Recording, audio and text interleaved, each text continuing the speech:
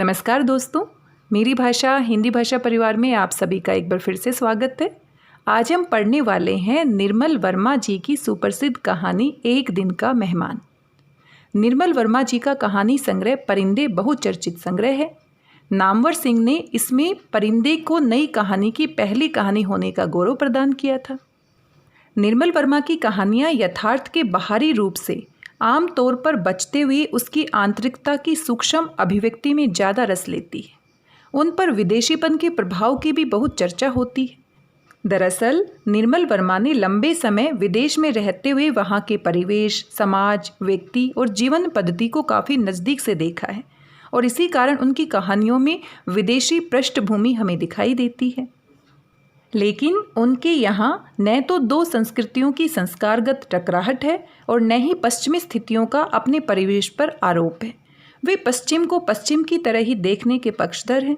पश्चिमी समाज की अब हताशा और अकेलापन निर्मल की कहानियों में जहाँ तहाँ मौजूद है, लेकिन उनकी सबसे बड़ी विशेषता यह है कि वे इन स्थितियों में किसी प्रकार के नैतिक हस्तक्षेप की कोशिश नहीं करते। इन कहानियों में निर्मल वर्मा को मानव पात्रों को नाम देने की जरूरत भी महसूस नहीं होती। एक दिन का मेहमान कहानी में पति, पत्नी और बेटी भारतीय हैं। माँ बेटी आदमी से अलग लंदन में रहती हैं और इनके बीच आत्मीय संबंधों में पाई जाने वाली गर्मी लगभग समाप्त हो चुकी है। अतीत में घटी कुछ घटनाएं इसकी पृष्ठभूमि में हैं। शायद इसीलिए आदमी और औरत के बीच में कोई भी संवेदना बाकी नहीं है। 14 वर्ष की लड़की ने कभी हिंदुस्तान की जमीन, वहाँ के समाज और रीति रिवाज को नहीं देखा है। आदमी जिस हिंदुस्तान को अपनी अटैची में बंद करके लाया है, औरत को उसमें कोई दिलचस्पी नहीं है। एक दिन का मेहमान में भारत के प्रति लड़की का उत्साह देखकर आदमी जब उसकी माँ से उसे कभी भारत न लाने की शिकायत करता है तो वह घनी पीड़ा के साथ कहती है यदि उसका वश चले तो वह उसे कभी हिंदुस्तान न जाने दे। सुलह समझौते और मान मनोवत की सारी कोशिशें बेकार हो जाती हैं। इस कहानी में अस्मिता की तलाश की संभावना से इनकार नहीं किया जा सकता। नामवर सिंह का कहना है कि समकालीनों में निर्मल वर्मा पहले कहानीकार हैं जिन्होंने इस दायरे को तोड़ा है, बल्कि छोड़ा है और आज के मनुष्य की गहन आंतरिक समस्या को भी उठाया है। वह दायरा है पुराने सामाजिक संघर्ष का धरातल, जो निर्मल के यहाँ नदारद है। निर्मल वर्मा के यहाँ चरित्र, वातावरण, कथानक आदि का गहरा कलात्मक रचाव है। इसीलिए उनकी कहानियों में गहराई की अनुभूति होती है। वे बारीक अनुभूतियों के कलाकार हैं। अनुभूतियों को बोध कराने के लिए वे प्राय उपमाओं का सहारा लेते हैं। इनकी उपमाओं में एक खास सांस्कृतिक परिवेश की कोमलता, नजाकत और सुरुचि संपन्नता है। इस कहानी में आदमी औरत के साथ रहने को व्याकुल है। कैसी विडंबना है कि जो संबंध के प्रति ईमानदार नहीं है वह संबंध बनाने के लिए लालायित है, और जो ईमानदार है वह समझौते की प्रत्येक संभावना के प्रति दृढ़ और कठोर है। ये एक जटिल मानवीय स्थिति है। इस स्थिति से उत्पन्न होने वाले अकेलेपन को बेटी और भी तीव्रता के साथ महसूस करती है। पति पत्नी को अपना एकांत चुनने के लिए स्वतंत्रता है, लेकिन उन दोनों की ओर मुखातिब बेटी के लिए तो उनका एकांत या अलगाव एक त्रासदी के समान है। पति पत्नी के टूटते संबंधों के बीच में किस तरह से एक संतान पिस जाती है, टूट जाती है, इसका अंदाजा हम लगा भी नहीं सकते। यहाँ पर मुझे एक बात और याद आ रही है, मन्नू भंडारी जी का सुप्रसिद्ध उपन्यास आपका बंटी। आपका बंटी में भी ऐसा ही कुछ होता है। माता पिता के तलाक की वजह से बंटी की क्या स्थिति होती है और किस तरीके से लेखिका ने उसको वहाँ पर दिखाया है, वह बहुत ही मार्मिक है। तो यहाँ पर भी बेटी उन दोनों के बीच में कैसे पिस जाती है। आइए पूरी कहानी को जानते हैं और पढ़ते हैं। एक दिन का मेहमान। उसने अपना सूटकेस दरवाजे के आगे रख दिया, घंटी का बटन दबाया और प्रतीक्षा करने लगा। मकान चुप था, कोई हलचल नहीं। एक क्षण के लिए भ्रम हुआ कि घर में कोई नहीं है और वह खाली मकान के आगे खड़ा है। उसने रुमाल निकालकर पसीना पोंछा, अपना एयरबैग सूटकेस पर रख दिया, दोबारा बटन दबाया और दरवाजे से कान सटाकर सुनने लगा। बरामदे के पीछे कोई खुली खिड़की हवा में हिचकोले खा रही थी। वह पीछे हटकर ऊपर देखने लगा। वह 2 मंजिला मकान था। लेन के अन्य मकानों की तरह काली छत, अंग्रेजी वी की शक्ल में दोनों तरफ से ढलवा और बीच में सफ़ेद पत्थर की दीवार, जिसके माथे पर मकान का नंबर एक काली बिंदी सा टिमक रहा था। ऊपर की खिड़कियां बंद थी और पर्दे गिरे थे। कहाँ जा सकते हैं इस वक्त? वह मकान के पिछवाड़े गया। वही लॉन, फेंस और झाड़ियाँ थी जो उसने 2 साल पहले देखी थी। बीच में विलो अपने टहनियाँ झुकाए एक काले बूढ़े रीछ की तरह ऊँग रहा था। लेकिन गैराज खुला और खाली पड़ा था। वे कहीं कार लेकर गए थे। संभव है उन्होंने सारी सुबह उसकी प्रतीक्षा की हो और अब किसी काम से बाहर चले गए हों, लेकिन दरवाजे पर उसके लिए एक चिट तो छोड़ ही सकते थे। वे दोबारा सामने के दरवाजे पर लौट आया। अगस्त की चुनचुनाती धूप उसकी आंखों पर पड़ रही थी। सारा शरीर पसीने से लथपथ था। वे बरामदे में ही अपने सूटकेस पर बैठ गया। अचानक उसे लगा सड़क के पार मकानों की खिड़कियों से कुछ चेहरे बाहर झांक रहे हैं, उसे देख रहे हैं। उसने सुना था अंग्रेज लोग दूसरों की निजी चिंताओं में दखल नहीं देते, लेकिन वह मकान के बाहर बरामदे में बैठा था जहां प्राइवेसी का कोई मतलब नहीं था। इसलिए वे निसंकोच नंगी उन्मुक्ता से उसे घूर रहे थे, लेकिन शायद उनके कौतूहल का दूसरा कारण था।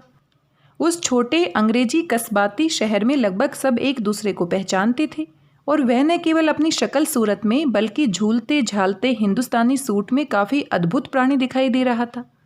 उसकी तुड़ी मुड़ी वेशभूषा और गर्द और पसीने में लथपथ चेहरे से कोई ये अनुमान नहीं लगा सकता था कि अभी 3 दिन पहले कन्फ्रेंट की कॉन्फ्रेंस में उसने पेपर पढ़ा था, मैं एक लुटा पिटा एशियन इमिग्रेंट दिखाई दे रहा हूँगा। उसने सोचा और अचानक खड़ा हो गया, मानो खड़ा होकर प्रतीक्षा करना ज़्यादा आसान हो। इस बार बिना सोचे समझे उसने दरवाज़ा जोर से खटखटाया और तत्काल हक बकाकर पीछे हट गया। हाथ लगते ही दरवाज़ा खट से खुल गया। जीने पर पैरों की आवाज़ सुनाई दी और दूसरे ही क्षण वह चौखट पर उसके सामने खड़ी थी। वह भागते हुए सीढ़ियाँ उतरकर नीचे आई थी और उससे चिपट गई थी। इससे पहले वह पूछता क्या तुम भीतर थी और वह पूछती तुम बाहर खड़े थे। उसने अपने धूल भरे लस्तम पस्तम हाथों से उसके दुबले कंधों को पकड़ लिया और लड़की का सिर नीचे झुकाया और उसने अपना मुंह उसके बालों पर रख दिया। पड़ोसियों ने एक एक करके अपनी खिड़कियां बंद कर दी। लड़की ने धीरे से उसे अपने से अलग कर दिया। बाहर कब से खड़े थे? पिछले 2 साल से। वाह! लड़की हंसने लगी। उसे अपने बाप की ऐसी ही बातें बोड़म जान पड़ती थी। मैंने 2 बार घंटी बजाई, तुम लोग कहाँ थे? घंटी खराब है, इसीलिए मैंने दरवाज़ा खुला छोड़ दिया था। तुम्हें फ़ोन पर बताना चाहिए था। मैं पिछले 1 घंटे से आगे पीछे दौड़ रहा था। मैं तुम्हें बताने वाली थी, लेकिन बीच में लाइन कट गई। तुमने और पैसे क्यों नहीं डाले? मेरे पास सिर्फ 10 पैसे थे। वह औरत काफ़ी चुड़ैल थी। कौन औरत? लड़की ने उसका बैग उठाया। वही जिसने हमें बीच में काट दिया। आदमी अपना सूटकेस बीच ड्राइंग रूम में घसीट लाया। लड़की उत्सुकता से बैग के भीतर झांक रही थी। सिगरेट के पैकेट, स्कॉच की लंबी बोतल, चॉकलेट के बंडल, वे सारी चीज़ें जो उसने इतनी हड़बड़ी में फ्रैंकफर्ट के एयरपोर्ट पर ड्यूटी फ्री की दुकान से खरीदी थी, अब बैग के ऊपर झांक रही थी। तुमने अपने बाल कटवा लिए? आदमी ने पहली बार चैन से लड़की का चेहरा देखा। हाँ, सिर्फ छुट्टियों के लिए। कैसे लगते हैं? अगर तुम मेरी बेटी नहीं होती तो मैं समझता कि कोई लफंगा घर में घुस आया है। ओ पापा! लड़की ने हंसते हुए बैग से चॉकलेट निकाली, रैपर खोला, फिर उसने आगे बढ़ा दी। Swiss chocolate? उसने उसे हवा में डुलाते हुए कहा। मेरे लिए 1 गिलास पानी ला सकती हो? ठहरो, मैं चाय बनाती हूँ। चाय बाद में। वह अपने कोट की अंदरूनी जेब में कुछ टटोलने लगा। नोटबुक, वॉलेट, पासपोर्ट, सब चीज़ें बाहर निकल आई। अंत में उसे टेबलेट्स की डिब्बी मिली जिसे वह ढूंढ रहा था। लड़की पानी का गिलास लेकर आई तो उसने पूछा, कैसी दवाई है? जर्मन, उसने कहा। बहुत असर करती है। उसने टैबलेट पानी के साथ निगल ली, फिर सोफे पर बैठ गया। सब कुछ वैसा ही था जैसा उसने सोचा था। वही कमरा, शीशे का दरवाज़ा, खुले हुए पर्दों के बीच वही चौकोर, हरे रुमाल जैसा लॉन, टीवी की स्क्रीन पर उड़ती पक्षियों की छाया जो बाहर उड़ते थे और भीतर होने का भ्रम देते थे। वह किचन की देहरी पर आया। गैस के चूल्हों के पीछे लड़की की पीठ दिखाई दे रही थी। कार्डराय की काली जीन्स और सफ़ेद कमीज जिसकी मुड़ी स्लीव्स बाहों की कोहनियों पर झूल रही थी। वह बहुत हल्की और छुई मुई सी दिखाई दे रही थी। मामा कहाँ है? उसने पूछा। शायद उसकी आवाज़ इतनी धीमी थी कि लड़की ने उसे नहीं सुना, किंतु उसे लगा जैसे लड़की की गर्दन कुछ ऊपर उठी थी। मामा क्या ऊपर है? उसने दोबारा कहा और लड़की वैसे ही निश्चल खड़ी रही। और तब उसे लगा उसने पहली बार भी उसके प्रश्न को सुन लिया था। क्या वह बाहर गई है? उसने पूछा। लड़की ने बहुत धीरे धुंधले ढंग से सिर हिलाया। जिसका मतलब कुछ भी हो सकता था। तुम पापा, तुम मेरी मदद करोगे? वह लपक कर किचन में चला आया। बताओ क्या काम है? तुम चाय की केतली लेकर भीतर जाओ, मैं अभी आती हूँ। बस, उसने निराश स्वर में कहा। अच्छा, प्याले और प्लेटें भी लेते जाओ। वह सब चीज़ें लेकर भीतर कमरे में चला आया। वह दोबारा किचन में जाना चाहता था, लेकिन लड़की के डर से वह वहीं सोफे पर बैठा रहा। किचन से कुछ तलने की खुशबू आ रही थी। लड़की उसके लिए कुछ बना रही थी और वह उसकी कोई भी मदद नहीं कर पा रहा था। एक बार इच्छा हुई किचन में जाकर उसे मनाकर आए कि वह कुछ भी नहीं खाएगा, किंतु दूसरे ही क्षण भूख ने उसे पकड़ लिया। सुबह से उसने कुछ भी तो नहीं खाया था। ह्यूस्टन स्टेशन के कैफेटेरिया में इतनी लंबी क्यू लगी थी कि वह टिकट लेकर सीधा ट्रेन में घुस गया था। सोचा था वह डाइनिंग कार में कुछ पेट में डाल लेगा, किंतु वह दोपहर से पहले नहीं खुलती थी। सच पूछा जाए तो उसने अंतिम खाना कल शाम फ्रैंकफर्ट की एयरपोर्ट पर खाया था और जब रात को लंदन पहुंचा था तो अपने होटल की बार में पीता रहा था। तीसरे गिलास के बाद उसने जेब से नोटबुक निकाली, नंबर देखा और बार के टेलीफोन बूथ में जाकर फ़ोन मिलाया था। पहली बार में पता नहीं चला उसकी पत्नी की आवाज़ है या बच्ची की। उसकी पत्नी ने फ़ोन उठाया होगा, क्योंकि कुछ देर तक फ़ोन का सन्नाटा उसके कानों में झनझनाया रहा। फिर उसने सुना वह ऊपर से बच्ची को बुला रही है और तब उसने घड़ी देखी। उसे अचानक ध्यान आया इस समय वह सो रही होगी और वह फ़ोन नीचे रखना चाहता था, किंतु उसी समय उसे बच्ची का स्वर सुनाई दिया। वह आधी नींद में थी। उसे कुछ देर तक पता ही नहीं चला कि वह इंडिया से बोल रहा है या फ्रैंकफर्ट से या लंदन से। वह उसे अपनी स्थिति समझा ही रहा था कि 3 मिनट खत्म हो गए और उसके पास इतनी चेंज भी नहीं थी कि वह लाइन को कटने से बचा सके। तसल्ली सिर्फ इतनी थी कि वह नींद, घबराहट और नशे के बीच ही बताने में सफल हो गया था कि वह कल उनके शहर पहुंच रहा है। कल यानी आज। वे अच्छे क्षण थे। बाहर इंग्लैंड की पीली और मुलायम धूप फैली थी। वह घर के भीतर था। उसके भीतर गरमाई की लहरें उठने लगी थी। हवाई अड्डों की भाग दौड़, होटलों की हिल हुज्जत, ट्रेन टैक्सियों की हड़बड़ाहट, वह सबसे परे हो गया था। वह घर के भीतर था। उसका अपना घर न सही, फिर भी एक घर, कुर्सियाँ, पर्दे, सोफ़ा, टीवी। वह अरसे से इन चीज़ों के बीच रहा था और हर चीज़ के इतिहास को जानता था। हर 2-3 साल बाद जब वह आता था तो सोचता था बच्ची कितनी बड़ी हो गई होगी और पत्नी, वह कितनी बदल गई होगी। लेकिन ये चीज़ें उस दिन से एक जगह ठहरी थी, जिस दिन उसने ये घर छोड़ा था। वे उसके साथ जाती थी, उसके साथ लौट आती थी। पापा, तुमने चाय नहीं डाली? वह किचन से 2 प्लेटें लेकर आई। एक में टोस्ट और मक्खन थे, दूसरी में तले हुए सॉसेज। मैं तुम्हारा इंतजार कर रहा था। चाय डालो, नहीं तो बिल्कुल ठंडी हो जाएगी। वह उसके साथ सोफ़ा पर बैठ गई। टीवी खोल दूँ? देखोगे? अभी नहीं। सुनो, तुम्हें मेरे स्टैम्प्स मिल गए थे? हाँ पापा, थैंक्स। वह टोस्ट पर मक्खन लगा रही थी। लेकिन तुम्हें चिट्ठी एक भी नहीं लिखी। मैंने एक चिट्ठी लिखी थी, लेकिन जब तुम्हारा टेलीग्राम आया तो मैंने सोचा अब तुम आ ही रहे हो तो चिट्ठी भेजने की क्या ज़रूरत है। तुम सचमुच गागा हो। लड़की ने उसकी ओर देखा और हंसने लगी। ये उसका चिड़ाऊ नाम था, जो बाप ने बरसों पहले उसे दिया था। जब वह उसके साथ घर में रहता था, वह बहुत छोटी थी और उसने हिंदुस्तान का नाम भी नहीं सुना था।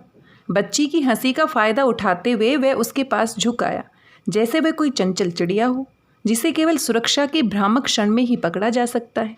मम्मी कब लौटेंगी? प्रश्न इतना अचानक था कि लड़की झूठ नहीं बोल सकी। वह ऊपर अपने कमरे में है। ऊपर?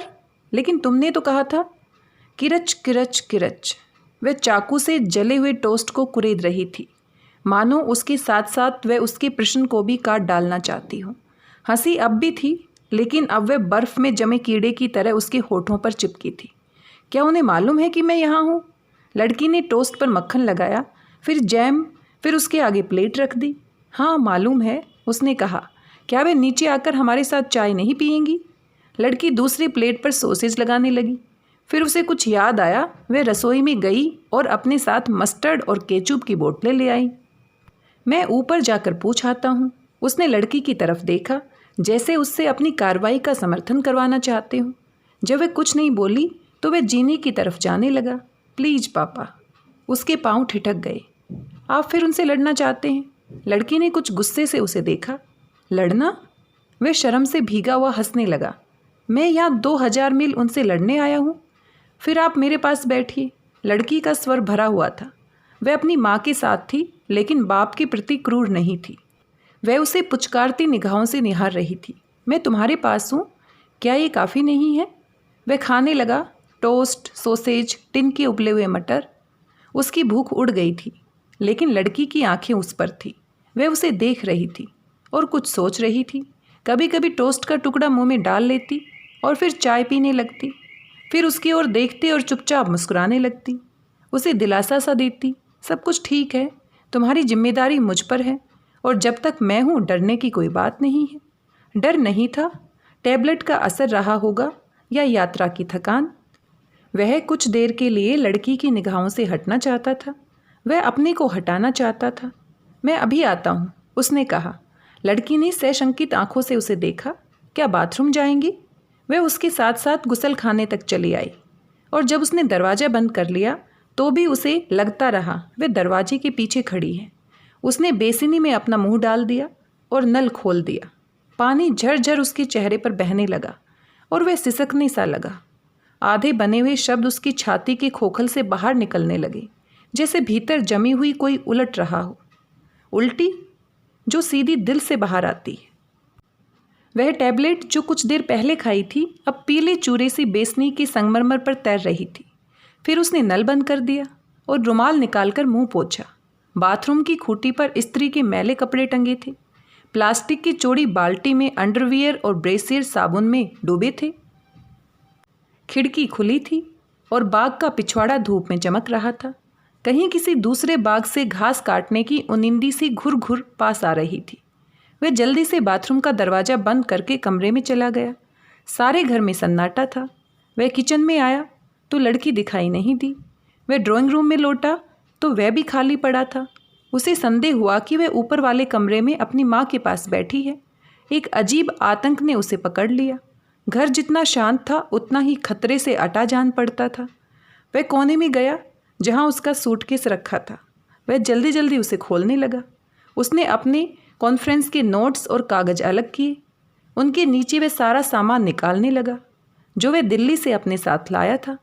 एम्पोरियम का राजस्थानी लहंगा लड़की के लिए, तांबे और पीतल के टिकट्स जो उसने जनपद पर तिब्बती लामा हिम्पियों से खरीदे थे, पश्मीने का कश्मीरी शॉल बच्ची की माँ के लिए, एक लाल गुजराती जरीदार स्लीपर जिसे बच्ची और माँ दोनों पहन सकते थे, हैंडलूम के बेड कवर, हिंदुस्तानी टिकटों का एल्बम और एक बहुत बड़ी सचित्र किताब बनारस द एटर्नल सिटी।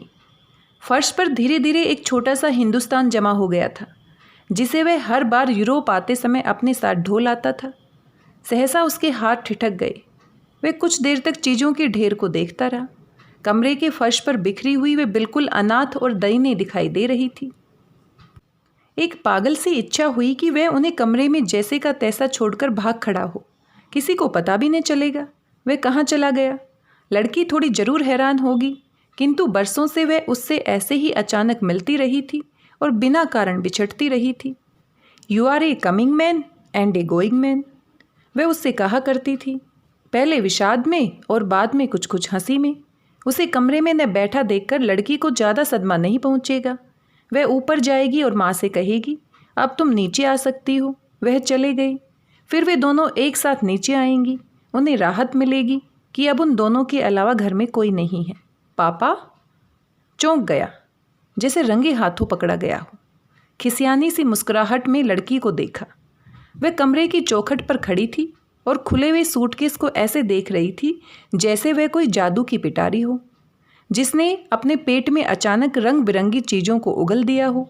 लेकिन उसकी आंखों में कोई खुशी नहीं थी, एक शर्म सी थी। जब बच्चे अपने बड़ों को कोई ऐसी ट्रिक करते हुए देखते हैं जिसका भेद उन्हें पहले से मालूम होता है, वे अपने संकोच को छिपाने के लिए कुछ ज़्यादा ही उत्सुक हो जाते हैं। इतनी चीज़ें। वह आदमी के सामने कुर्सी पर बैठ गई। कैसे लाने दी? सुना है आजकल कस्टम वाले बहुत तंग करते हैं। नहीं, इस बार उन्होंने कुछ नहीं किया, आदमी ने उत्साह में आकर कहा। शायद इसलिए कि मैं सीधे फ्रैंकफर्ट से आ रहा था। उन्हें सिर्फ एक चीज़ पर शक हुआ था। उसने मुस्कुराते हुए लड़की की ओर देखा। किस चीज़ पर? लड़की ने इस बार सच्ची उत्सुकता से पूछा। उसने अपने बैग से दाल बीजी का डिब्बा निकाला और उसे खोलकर मेज पर रख दिया। लड़की ने झिझकते हुए 2-4 दाने उठाए और उन्हें सूंघने लगी। क्या है ये? उसने जिज्ञासा से आदमी को देखा। वे भी इसी तरह सूंघ रहे थे। वह हंसने लगा। उन्हें डर था कि कहीं इनमें चरस गांजा तो नहीं है। हैश? लड़की की आंखें फैल गई। क्या इसमें सचमुच हैश मिली है? खाकर देखो। लड़की ने कुछ दाल मोठ मुंह में डाले और उन्हें चबाने लगी। फिर हलाट सी होकर सी सी करने लगी। मिर्चें होंगी, थूक दो, आदमी ने कुछ घबरा कर कहा, किंतु लड़की ने उन्हें निगल लिया और छल छलाई आंखों से बाप को देखने लगी। तुम भी पागल हो, सब निगल बैठी। आदमी ने जल्दी से उसे पानी का गिलास दिया जो वह उसके लिए लाई थी। मुझे पसंद है। लड़की ने जल्दी से पानी पिया और अपनी कमीज की मुड़ी हुई बाहों से आंखें पोंछने लगी। फिर मुस्कुराते हुए आदमी की ओर देखा। I love it. वह कई बातें सिर्फ आदमी का मन रखने के लिए करती थी। उनके बीच बहुत कम मोहल्लत रहती थी और वह उन तक पहुंचने के लिए ऐसे शॉर्टकट लेती थी जिसे दूसरे बच्चे महीनों में पार करते हैं। क्या उन्होंने भी उसे चक्कर देखा था? लड़की ने पूछा। नहीं, उनमें इतनी हिम्मत कहाँ थी। उन्होंने सिर्फ मेरा सूटकेस खोला, मेरे कागजों को उल्टा पलटा और जब उन्हें पता चला कि मैं कॉन्फ्रेंस से आ रहा हूँ तो उन्होंने कहा, मिस्टर यू मे गो। क्या कहा उन्होंने? लड़की हंस रही थी। उन्होंने कहा, mister you may go like an Indian crow. आदमी ने भेद भरी निगाहों से उसे देखा। क्या है ये? लड़की हंसती रही। जब वह बहुत छोटी थी और आदमी के साथ पार्क में घूमने जाती थी तो वे ये सिरफिरा खेल खेलते थे। वह पेड़ की ओर देखकर पूछता था, oh dear, is there anything to see? और लड़की चारों तरफ देखकर कहती थी, yes dear, there is a crow over the tree. आदमी विस्मय से उसकी ओर देखता। क्या है ये? और वह विजो उल्लास में कहती, पोयम, अ पोयम। बढ़ती हुई उम्र में छूटते हुए बचपन की छाया सरक आई। पार्क की हवा, पेड़, हंसी। वह बाप की उंगली पकड़कर सहसा एक ऐसी जगह आ गई जिसे वह मुद्दत पहले छोड़ चुकी थी, जो कभी कभार रात को सोते हुए सपनों में दिखाई दे जाती थी। मैं तुम्हारे लिए कुछ इंडियन सिक्के लाया हूँ। तुमने पिछली बार कहा था ना? दिखाओ, कहाँ है? लड़की ने कुछ ज़रूरत से ज़्यादा ही ललकते हुए पूछा। आदमी ने सलमे सितारों से जड़ी एक लाल थैली उठाई जिसे हिप्पी लोग अपने पासपोर्ट के लिए खरीदते थे। लड़की ने उसे उसके हाथ से छीन लिया और हवा में झुलाने लगी। भीतर रखी चवन्नियाँ, अठन्नियाँ चहचहाने लगी। फिर उसने थैली का मुंह खोला और सारे पैसों को मेज पर बिखेर दिया। हिंदुस्तान में क्या सब लोगों के पास ऐसे ही सिक्के होते हैं? वह हंसने लगा। और क्या, सबके लिए अलग अलग बनेंगे? उसने कहा। लेकिन गरीब लोग? उसने आदमी को देखा। मैंने एक रात टीवी में उन्हें देखा था। वह सिक्कों को भूल गई और कुछ असमंजस में फर्श पर बिखरी चीज़ों को देखने लगी। तब पहली बार आदमी को लगा वह लड़की जो उसके सामने बैठी है कोई दूसरी लड़की है। पहचान का फ्रेम वही है जो उसने 2 साल पहले देखा था, लेकिन बीच की तस्वीर बदल गई है। किंतु वह बदली नहीं है, वह सिर्फ कहीं चली गई थी। वे माँ बाप जो अपने बच्चों के साथ हमेशा नहीं रहते, उन गोपनीय मंजिलों के बारे में कुछ नहीं जानते जो उनके अभाव की नींव पर ऊपर ही ऊपर बनती रहती है। लड़की अपने बचपन की बेसमेंट में जाकर ही पिता से मिल पाती थी, लेकिन कभी कभी उसे छोड़कर दूसरे कमरों में चली जाती थी जिसके बारे में आदमी को कुछ भी मालूम नहीं था। पापा? लड़की ने उसकी ओर देखा। क्या मैं इन चीज़ों को समेट कर रख दूँ? क्यों, इतनी जल्दी क्या है? नहीं, जल्दी नहीं, लेकिन मामा आकर देखेगी तो? उसके स्वर में हल्की सी घबराहट थी, जैसे वह हवा में किसी अदृश्य खतरे को सूंघ रही हो। आएगी तो क्या? आदमी ने कुछ विस्मय से लड़की को देखा। पापा, धीरे बोलो। लड़की ने ऊपर कमरे की तरफ देखा। ऊपर सन्नाटा था, जैसे घर की एक देह हो, 2 में बटी हुई, जिसका एक हिस्सा सुन और निस्पंद पड़ा हो, दूसरे में वे दोनों बैठे थे। और तब उसे भ्रम हुआ कि लड़की कोई कठपुतली का नाटक कर रही है, ऊपर के धागे से बंधी हुई। जैसे वह खींचता है वैसे वह हिलती है, लेकिन वह न धागे को देख सकता है और न ही उसे जो उसे हिलाता है। वह उठ खड़ा हुआ। लड़की ने आतंकित होकर उसे देखा। आप कहाँ जा रहे हैं? वह नीचे नहीं आएगी, उसने पूछा। उन्हें मालूम है आप यहाँ हैं, लड़की ने कुछ खिंचकर कहा। इसीलिए वह नहीं आना चाहती? नहीं, लड़की ने कहा, इसीलिए वह कभी भी आ सकती है। कैसे पागल हैं, इतनी छोटी सी बात नहीं समझते? आप बैठिए, मैं अभी इन चीज़ों को समेट लेती हूँ। वह फर्श पर उकड़ू बैठ गई। बड़ी सफाई से हर चीज़ को उठाकर कोने में रखने लगी। मखमल की जूती, पश्मीने की शॉल, गुजरात एम्पोरियम का बेड कवर। उसकी पीठ पिता की ओर थी, किंतु वह उसके हाथ देख सकता था, पतले और सांवले, बिल्कुल अपनी माँ की ही तरह, वैसे ही निस्संग और ठंडे, जो उसकी लाई चीज़ों को आत्मीयता से पकड़ते नहीं थे, सिर्फ अनमने भाव से अलग ठेल देते थे। वे एक ऐसी बच्ची के हाथ थे जिसने सिर्फ माँ के सीमित और सुरक्षित स्नेह को छूना सीखा था, मर्द के उत्सुक और पीड़ित उन्माद को नहीं, जो पिता की इच्छाओं की काली कंदरा से उमड़ता हुआ बाहर आता है। अचानक लड़की के हाथ ठिठक गए। उसे लगा कोई दरवाजे की घंटी बजा रहा है, लेकिन दूसरे ही क्षण फ़ोन का ध्यान आया, जो जीने के ऊपर नीचे कोटर में था और जंजीर से बंधे पिल्ले की तरह ज़ोर ज़ोर से चीख रहा था। लड़की ने चीज़ें वैसे ही छोड़ दी और लपकते हुए सीढ़ियों के पास गई। फ़ोन उठाया। एक क्षण तक कुछ सुनाई नहीं दिया। फिर वह चिल्लाई, ममा, आपका फ़ोन। बच्ची बैनिस्टर के सहारे खड़ी थी, हाथ में फ़ोन झुलाती हुई। ऊपर का दरवाज़ा खुला और जीना हिलने लगा। कोई नीचे आ रहा था। फिर एक सिर लड़की के चेहरे पर झुका, गुथा हुआ जूड़ा और फ़ोन के बीच एक पूरा चेहरा उभर आया। किसका है? औरत ने अपने लटकते हुए जूड़े को पीछे धकेल दिया और लड़की के हाथ से फ़ोन छीन लिया। आदमी कुर्सी से उठा। लड़की ने उसकी ओर देखा। हेलो, औरत ने कहा। Hello hello. औरत की आवाज़ ऊपर उठी और तब उसे पता चला कि वह स्त्री की आवाज़ है, जो उसकी पत्नी थी। वह उसे बरसों बाद भी सैकड़ों आवाज़ों की भीड़ में पहचान सकता था। ऊंची पिच पर हल्के से कांपती हुई, हमेशा से सख्त, आहत, परेशान, उसकी देह की एकमात्र चीज़ जो देह से परे आदमी की आत्मा पर खून की खरोंचें खींच जाती थी। वह जैसे उठा था वैसे ही बैठ गया। लड़की मुस्कुरा रही थी। वह हैंगर के आईने से आदमी का चेहरा देख रही थी और वह चेहरा कुछ वैसा ही बेडौल दिखाई दे रहा था जैसे उम्र के आईने से औरत की आवाज़। उल्टा, टेढ़ा, पहेली सा रहस्यमय। वे तीनों व्यक्ति अनजाने में चार में बट गए थे। लड़की, उसकी माँ, वह और उसकी पत्नी। घर जब गृहस्थी में बदलता है तो अपने आप फैलता जाता है। तुम जेनी से बात करोगी? औरत ने लड़की से कहा और लड़की जैसे इसी क्षण की प्रतीक्षा कर रही थी। वह उछलकर ऊपरी सीढ़ी पर आई और माँ से टेलीफोन ले लिया। Hello jenny, it is me. वह 2 सीढ़ियाँ नीचे उतरी। अब आदमी उसे पूरा का पूरा देख सकता था। बैठो। आदमी कुर्सी से उठ खड़ा हुआ। उसके स्वर में एक बेबस सा अनुनय था, मानो उसे डर हो कि कहीं उसे देखकर वह उल्टे पाँव न लौट जाए। वह एक क्षण अनिश्चय में खड़ी रही। अब वापस मुड़ना निरर्थक था, लेकिन इस तरह उसके सामने खड़े रहने का भी कोई तुक नहीं था। वह स्टूल खींचकर टीवी के आगे बैठ गई। कब आए? उसका स्वर इतना धीमा था कि आदमी को लगा टेलीफोन पर कोई दूसरी औरत बोल रही थी। काफ़ी देर हो गई, मुझे तो पता ही नहीं था कि तुम ऊपर के कमरे में हो।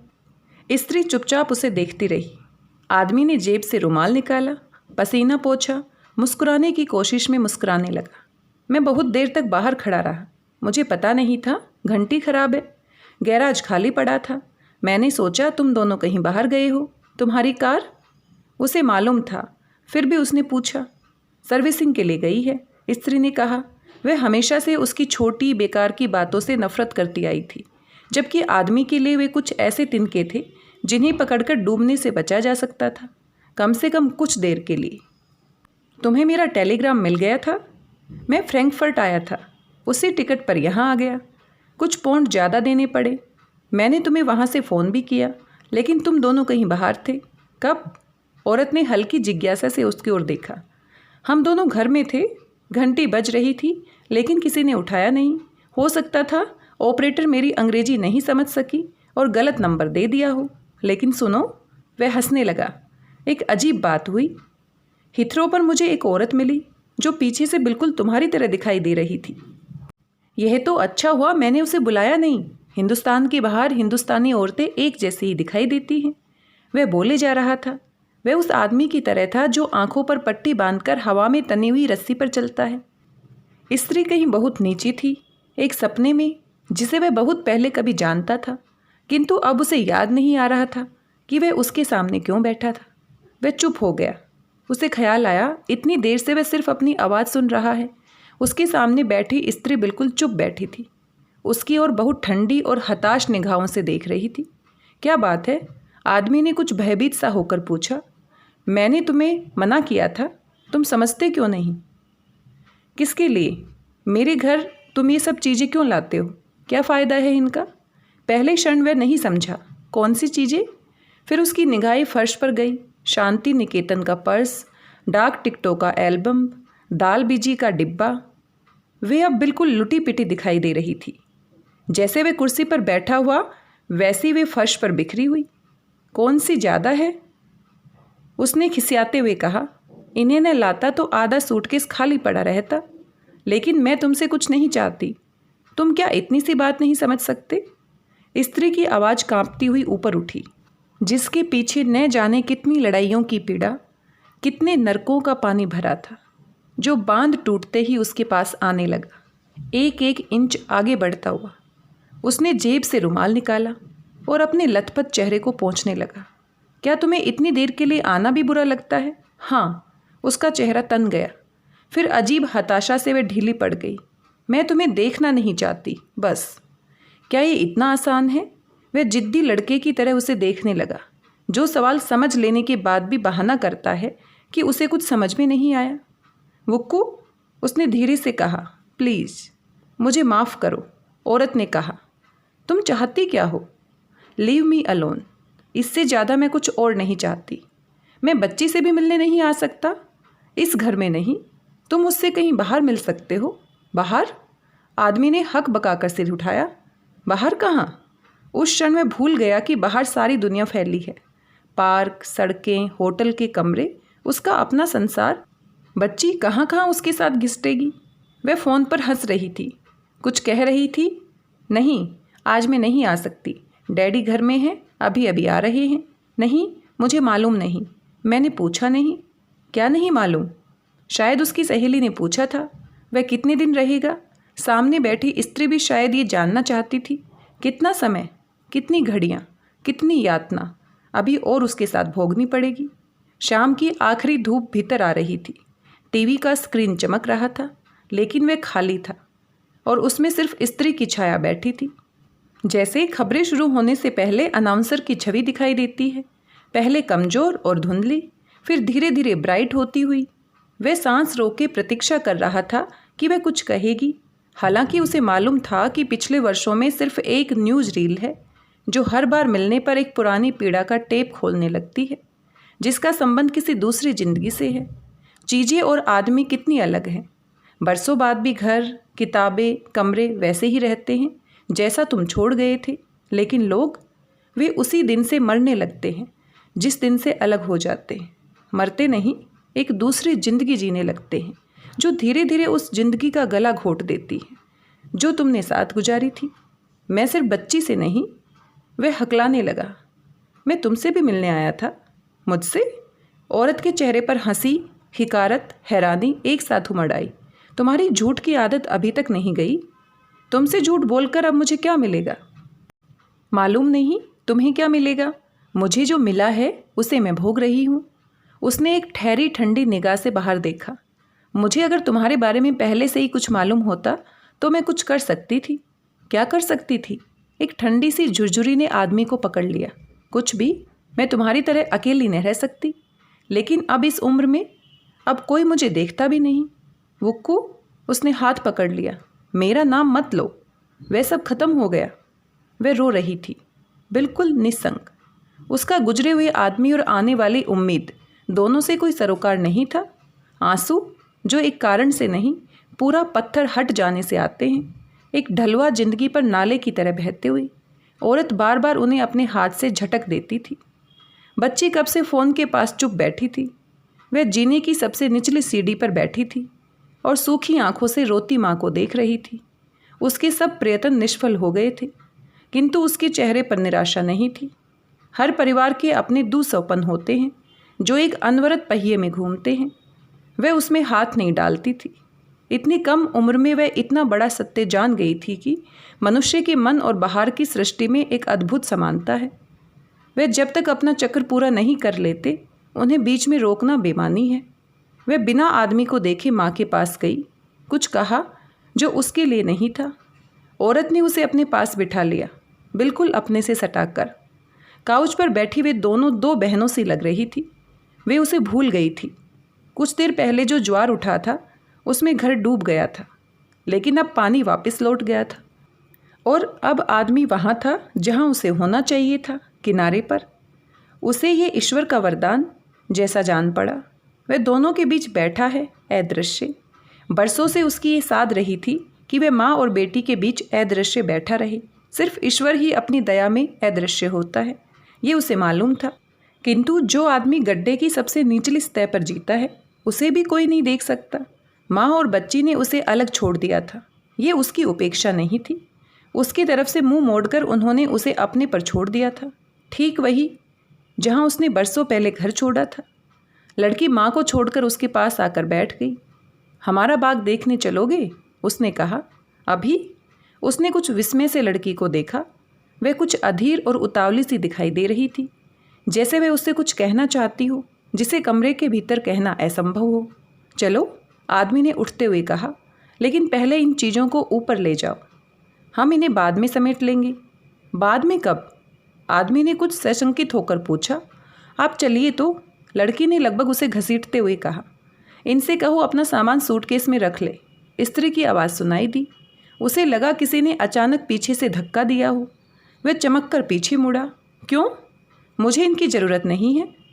उसके भीतर एक लपलपाता अंधड़ उठने लगा। मैं नहीं ले जाऊंगा।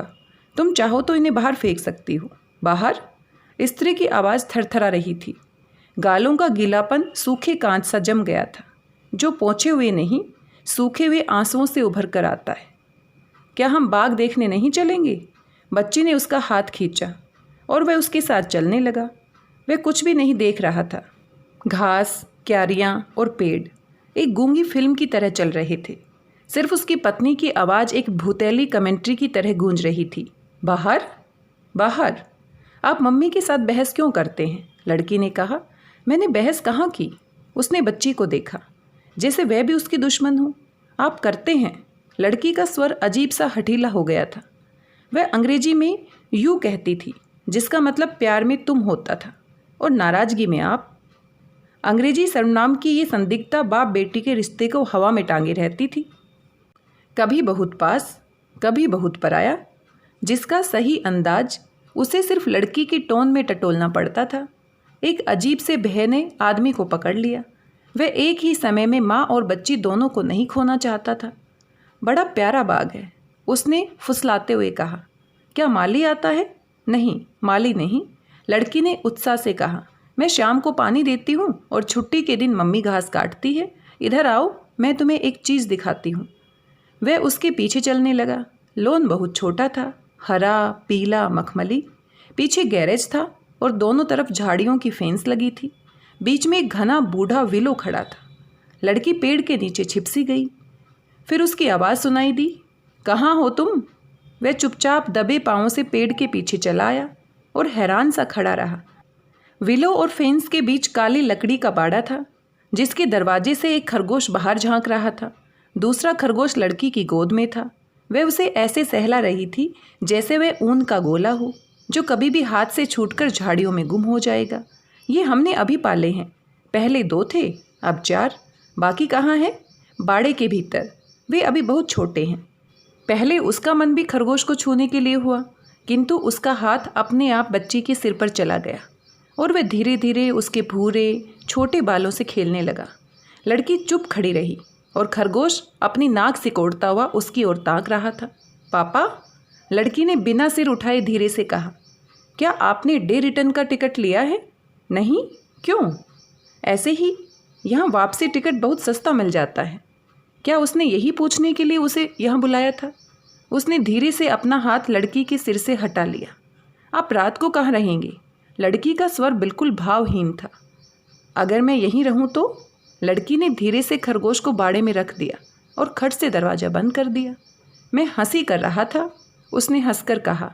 मैं आखिरी ट्रेन से लौट जाऊंगा। लड़की ने मुड़कर उसकी ओर देखा। यहाँ 2-3 अच्छे होटल भी हैं, मैं अभी फ़ोन करके पूछ लेती हूँ। बच्ची का स्वर बहुत कोमल हो आया। यह जानते ही कि वह रात को घर में नहीं ठहरेगा, वह माँ से हटकर आदमी के साथ हो गई। धीरे से उसका हाथ पकड़ा, उसे वैसे ही सहलाने लगी जैसे अभी कुछ देर पहले खरगोश को सहला रही थी, लेकिन आदमी का हाथ पसीने से तरबदर था। सुनो, मैं अगली छुट्टियों में इंडिया आऊँगी, इस बार पक्का है। उसे कुछ आश्चर्य हुआ कि आदमी ने कुछ नहीं कहा, सिर्फ बाड़े में खरगोशों की खटर पटर सुनाई दे रही थी। पापा, तुम कुछ बोलते क्यों नहीं हो? तुम हर साल यही कहती हो। कहती हूँ, लेकिन इस बार मैं आऊँगी। Don't you believe me? भीतर चलें? मम्मी हैरान हो रही होंगी कि हम कहाँ गए। अगस्त का अंधेरा चुपचाप चलाया था। हवा में विलों की पत्तियां सरसरा रही थी। कमरे के पर्दे गिरा दिए गए थे, लेकिन रसोई का दरवाज़ा खुला था। लड़की भागते हुए भीतर गई और सिंक का नल खोलकर हाथ धोने लगी। वह उसके पीछे आकर खड़ा हो गया। सिंक के ऊपर आईने में उसने अपना चेहरा देखा। रूखी गर्द और बढ़ी हुई दाढ़ी और सुर्ख आंखों के बीच उसकी ओर हैरत में ताकता हुआ, नहीं, तुम्हारे लिए कोई उम्मीद नहीं।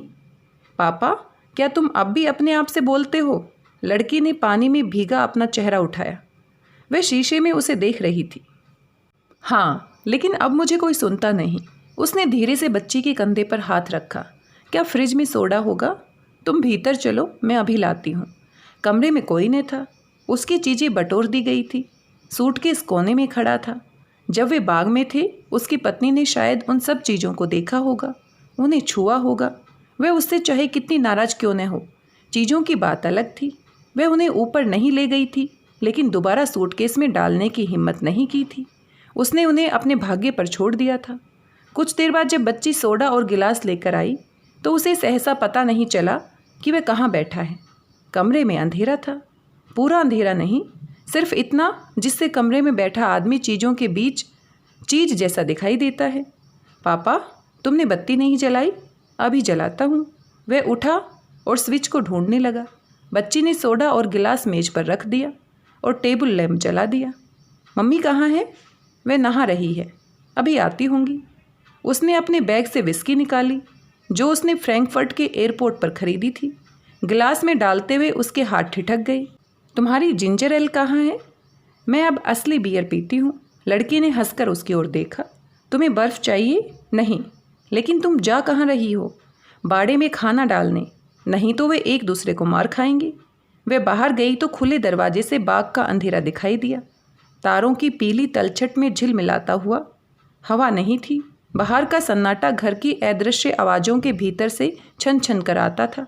उसे लगा वह अपने घर में बैठा है और जो कभी बरसों पहले होता था वह अब हो रहा है।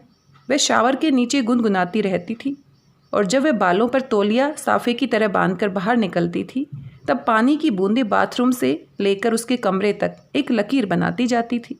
पता नहीं वह लकीर कहाँ बीच में सूख गई, कौन सी जगह, किस खास मोड़ पर वह चीज़ हाथ से छूट गई जिसे वह अब कभी दोबारा नहीं पकड़ सका। उसने कुछ और विस्की डाली।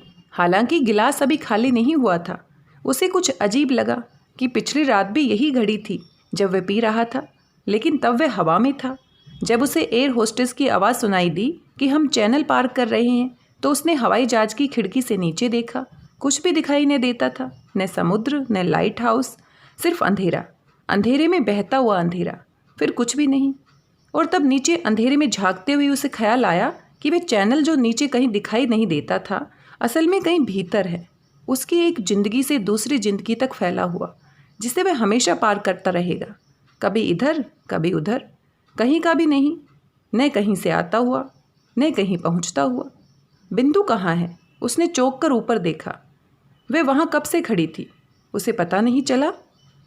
बाहर बाग में उसने कहा, खरगोशों को खाना देने। वह अलग खड़ी थी, बैनिस्टर के नीचे। नहाने के बाद उसने एक लंबी मैक्सी पहन ली थी। बाल खुले थे, चेहरा बहुत धुला और चमकीला सा लग रहा था। वह मेज पर रखे उसके गिलास को देख रही थी। उसका चेहरा शांत था। शावर ने जैसे न केवल उसे गिलास को बल्कि उसके संताप को भी धो डाला था। बर्फ़ भी रखी है? उसने कहा। नहीं, मैंने सोडा ले लिया। तुम्हारे लिए एक बना दूँ? उसने सिर हिलाया, जिसका मतलब कुछ भी था। उसे मालूम था कि गर्म पानी से नहाने के बाद उसे कुछ ठंडा पीना अच्छा लगता था। अरसे बाद भी वह उसकी आदतें नहीं भूला था, बल्कि उन आदतों के सहारे ही दोनों के बीच पुरानी पहचान लौट आती थी। वह रसोई में गया और उसके लिए एक गिलास ले आया। उसमें थोड़ी सी बर्फ़ डाली। जब विस्की मिलाने लगा तो उसकी आवाज़ सुनाई दी, बस इतनी काफ़ी है। वह धुली हुई आवाज़ थी जिसमें कोई रंग नहीं था, न स्नेह का न नाराज़गी का, एक शांत और तटस्थ आवाज़। वह सीढ़ियों से हटकर कुर्सी के पास चली आई थी। तुम बैठोगी नहीं? उसने कुछ चिंतित होकर पूछा। उसने अपना गिलास उठाया और वहीं स्टूल पर बैठ गई जहाँ दोपहर को बैठी थी, टीवी के पास, लेकिन टेबल लैंप से दूर, जहाँ सिर्फ रोशनी की एक पतली सी झाई उस तक पहुँच रही थी। कुछ देर तक दोनों में से कोई कुछ नहीं बोला। फिर स्त्री की आवाज़ सुनाई दी, घर में सब लोग कैसे हैं? ठीक हैं? ये सब चीज़ें उन्होंने ही भेजी हैं। मुझे मालूम है, औरत ने कुछ थके स्वर में कहा। क्यों उन बेचारों को तंग करते हो? तुम ढो ढोकर इन चीज़ों को लाते हो और वे यहाँ बेकार पड़ी रहती हैं। वे यही कर सकते हैं, उसने कहा। तुम बरसों से वहाँ गई नहीं। वे बहुत याद करते हैं। अब जाने का क्या फ़ायदा? उसने गिलास से लंबा घूंट लिया। मेरा अब उनसे कोई रिश्ता नहीं। तुम बच्ची के साथ तो आ सकती हो। उसने अभी तक हिंदुस्तान नहीं देखा। वह कुछ देर चुप रही, फिर धीरे से कहा, अगले साल वह 14 वर्ष की हो जाएगी। कानून के मुताबिक तब वह कहीं भी जा सकती है। मैं कानून की बात नहीं कर रहा। तुम्हारे बिना वह कहाँ जाएगी? स्त्री ने गिलास की भीगी सतह से आदमी को देखा। मेरा बस चले तो उसे वहाँ कभी न भेजो। क्यों? आदमी ने उसकी ओर देखा। वह धीरे से हंसी। क्या हम दो हिंदुस्तानी उसके लिए काफ़ी नहीं है? वह बैठा रहा। कुछ देर बाद रसोई का दरवाज़ा खुला। लड़की भीतर आई, चुपचाप दोनों को देखा और फिर जीने के पास चली गई जहाँ टेलीफोन रखा था। किसे कर रही हो? औरत ने पूछा। लड़की चुप रही, फ़ोन का डायल घुमाने लगी। आदमी उठा, उसकी ओर देखा। थोड़ा सा और लोगी? नहीं, उसने सिर हिलाया। आदमी धीरे धीरे अपने गिलास में डालने लगा। क्या बहुत पीने लगे हो? औरत ने कहा। नहीं, आदमी ने सिर हिलाया। सफ़र में कुछ ज़्यादा ही हो जाता है। मैंने सोचा था अब तक तुमने घर बसा लिया होगा। कैसे? उसने स्त्री को देखा। तुम्हें ये कैसे भ्रम हुआ? औरत कुछ देर तक नीरव आंखों से उसे देखती रही। क्यों? उस लड़की का क्या हुआ? वह तुम्हारे साथ नहीं रहती? स्त्री के स्वर में कोई उत्तेजना नहीं थी, न कलेश की कोई छाया थी। जैसे दो व्यक्ति मुद्दत बाद किसी ऐसी घटना की चर्चा कर रहे हों जिसने एक झटके से दोनों को अलग छोरों पर फेंक दिया था। मैं अकेला रहता हूँ, माँ के साथ, उसने कहा। औरत ने तनिक विस्मय से उसे देखा। क्या बात हुई? कुछ नहीं, मैं शायद साथ रहने के काबिल नहीं हूँ। उसका स्वर असाधारण रूप से धीमा हो आया, जैसे वह उसे अपनी किसी गुप्त बीमारी के बारे में बता रहा हो। तुम हैरान हो, लेकिन ऐसे लोग होते हैं। वह कुछ और कहना चाहता था, प्रेम के बारे में, वफादारी के बारे में, विश्वास और धोखे के बारे में। कोई बड़ा सत्य जो बहुत से झूठों से मिलकर बनता है, विस्की की धुन में बिजली की तरह कौंधता है और दूसरे क्षण हमारे लिए अंधेरे में लोप हो जाता है। लड़की शायद इस क्षण की प्रतीक्षा कर रही थी। वह टेलीफोन से उठकर आदमी के पास आई। उसने एक बार माँ को देखा। वह टेबल लैंप के पीछे अंधेरे के आधे कोने में छिप गई थी। और आदमी? वह गिलास के पीछे सिर्फ एक डबडबाता सा धब्बा बनकर रह गया था। पापा? लड़की के हाथ में कागज का पुर्जा था। ये होटल का नाम है। टैक्सी तुम्हें सिर्फ 10 मिनट में पहुंचा देगी। उसने लड़की को अपने पास खींच लिया और कागज जेब में रख लिया। कुछ देर तक तीनों चुप बैठे रहे, जैसे बरसों पहले यात्रा पर निकलने से पहले घर के सब प्राणी एक साथ सिमटकर चुप बैठ जाते थे। बाहर बहुत से तारे निकल आए थे, जिसमें बूढ़ी विलो, झाड़ियाँ और खरगोशों का बाड़ा एक निस्पंद पीले आलोक में पास पास सरक आए थे। उसने अपना गिलास मेज पर रखा, फिर धीरे से लड़की को चूमा, अपना सूटकेस उठाया और जब लड़की ने दरवाज़ा खोला तो वह क्षण भर देहरी पर ठिठक गया। मैं चलता हूँ, उसने कहा। पता नहीं ये बात उसने किससे कही थी, किंतु जहाँ वह बैठी थी वहाँ से कोई आवाज़ नहीं आई। वहाँ उतनी ही घनी चुप्पी थी जितनी बाहर अंधेरे में जहाँ वह जा रहा था। और इन्हीं पंक्तियों के साथ कहानी यहीं पर समाप्त हो जाती है। लेकिन हमारे मन में ये कहानी समाप्त नहीं होती, अपनी अमिट छाप हमारे मन में बना देती है और हम देखते हैं किस तरह से एक बार जो रिश्ता टूट जाता है उसको दोबारा जोड़ना या दोबारा वैसे ही रूप में देखना लगभग असंभव सा होता है। हम अपने आम जीवन में अपने आसपास भी देख सकते हैं, परिवार में भी देख सकते हैं। और इसी बात पर मुझे रहीम जी का एक दोहा याद आ रहा है जो आप अच्छे से जानते हैं। रहीमन धागा प्रेम का, मत तोड़ो चटकाए, टूटे पे ना जुरे, जुरे गांठ परी जाए। रिश्ते बहुत नाजुक होते हैं और साथ में मजबूत भी होते हैं, लेकिन मजबूती के साथ साथ जो नाजुक डोर होती है उसको हमें बड़ी सावधानी के साथ संभाल कर रखना पड़ता है। अगर एक बार वो चटक जाती है, टूट जाती है, तो शायद जीवन भर उसको हम जोड़ नहीं पाते, चाहे कितनी भी कोशिश हम कर लें, कितनी भी माफ़ी हम मांग लें और कितना भी प्रयास हम करते रहें। कहानी में आप देख सकते हैं, आदमी अपनी तरफ से पूरी कोशिश करता है, लेकिन औरत के मन में जो संवेदनहीनता आ गई है, जो उदासीनता आ गई है, उसको वह चाहकर भी नहीं मिटा पा रहा है। और मिटे भी क्यों? वर्षों पहले किसी दूसरी औरत के लिए वह उसे छोड़कर चला जाता है। थोड़ा सा कहानी में इस बात का जिक्र भी किया गया है। वह उस औरत के बारे में भी पूछती है कि उसके साथ तुम क्यों नहीं रहते, अभी तक अकेले क्यों हो।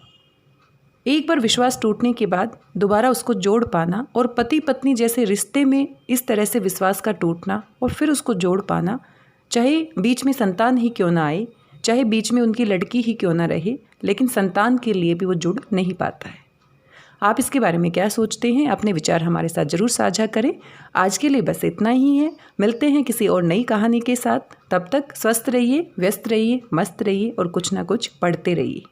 हमारा जीवन और कहानियाँ एक दूसरे से गहराई से जुड़े होते हैं। कभी कभी जीवन से कहानियाँ बन जाती हैं, कभी कभी कहानियों से हमारे जीवन की दिशा बदल जाती है। क्या पता किस कहानी को पढ़कर हम कुछ अपने जीवन में और बदलाव ला पाएँ। क्या पता हमारे जीवन में आए बदलाव से कोई कहानी जुड़ी हो। इसीलिए कुछ ना कुछ पढ़ते रहिए। धन्यवाद, बहुत बहुत धन्यवाद।